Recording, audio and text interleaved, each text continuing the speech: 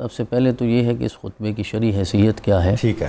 تو جس طرح قبلہ پروفیسر صاحب نے ارشاد فرمایا کہ یہ خطبہ واجب ہے، تو ہم اسے واجب اس طرح سمجھیں گے کہ جو لوگ وہاں موجود ہیں اور امام نے خطبہ شروع کر دیا ہے تو اس صورت میں تو انہیں وہیں بیٹھنا چاہیے اور خطبہ سننا واجب ہو جائے گا. ٹھیک ہے. ویسے یہ خطبہ جو ہے نا یہ سنت کی حیثیت رکھتا ہے، اور خطبے کا سننا جو ہے نا یہ مستحب ہے، یعنی پسندیدہ عمل ہے. یعنی یہ خطبہ اس طرح نہیں ہے جس طرح کہ جمعے کی نماز کا خطبہ ہوتا ہے، اس کے بغیر تو نماز ہی نامکمل رہتی ہے. جمعے کا کیونکہ جمعے میں خطبہ پہلے ہوتا ہے، پھر فرض نماز ادا کی جاتی ہے. یہاں نماز پہلے ہوتی ہے اور پھر خطبہ ہوتا ہے. جیسے ہی نماز مکمل ہوگی تو پھر بغیر دعا کے امام کو چاہیے کہ وہ ممبر پہ تشریف لے جائے اور پھر خطبے کا جو ہے نا وہ آغاز ہو جائے گا.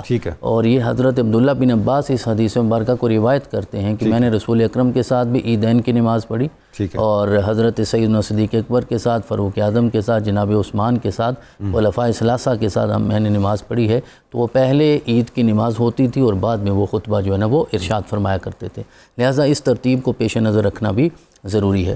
باقی اس خطبے میں امام کو کیا کرنا چاہیے، خطبے کا مقصد کیا ہے، جس طرح آپ نے ارشاد فرمایا ہے کہ یہ جمعے کی نماز ہو یا عید کی نماز ہو، یہ ساری نمازیں ہی تو ہماری نظم اجتماعی کی طرف اشارہ کرتی ہیں. ان کا تو مقصد ہی بنیادی طور پہ یہ ہے. تو سب سے پہلے تو اللہ تعالیٰ کی حمد و ثنا ہوگی. اس کے بعد عیدین کے جو خطبے ہیں ان میں تکبیرات کا خاص اہتمام ہوگا. اللہ اکبر، اللہ اکبر، لا الہ الا اللہ واللہ اکبر، اللہ اکبر وللہ الحمد. یہ تکبیر میں بھی حمد و ثنا ہی ہے، اس کے علاوہ اور کچھ نہیں ہے. لیکن بعد فقہاء نے کہا کہ خطبہ شروع کرنے سے پہلے 7 مرتبہ تکبیرات کہیں، پھر جب خطبہ مکمل ہو جائے پہلا ایک خطبہ تو پھر 3 مرتبہ، یعنی ہر خطبے کی ابتدا میں 7 دفعہ، یا ایک روایت میں آتا ہے یعنی فقہاء نے اسے بیان فرمایا کہ 9 مرتبہ اور آخر میں 3 مرتبہ. یعنی زیادہ سے زیادہ جتنا بھی آپ تکبیرات کا اہتمام کر سکتے ہیں اس دن وہ ہونا چاہیے اللہ تعالیٰ کی کبریائی کا.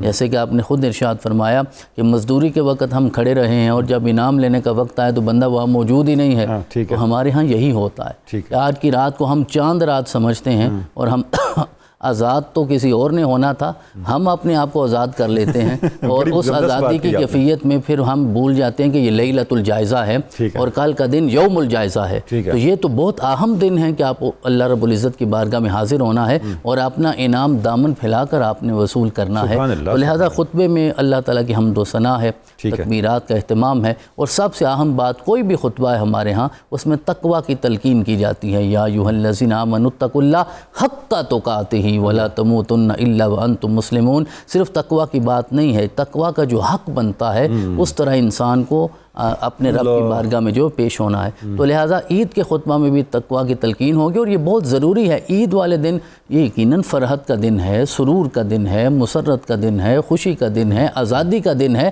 لیکن عیاشی کا دن تو نہیں ہے نا. اللہ رب العزت کی بارگاہ بغاوت کا دن تو نہیں ہے. اور کل ابھی رمضان مکمل ہوا اور رمضان کا مقصد یہ تھا لعلکم تتقون، شاید کہ تم پرہیزگار بن جاؤ. میرا رب بھی جانتا ہے کہ سارے نہیں بنیں گے، اسی لیے فرمایا شاید کہ تم پرہیزگار بن جاؤ.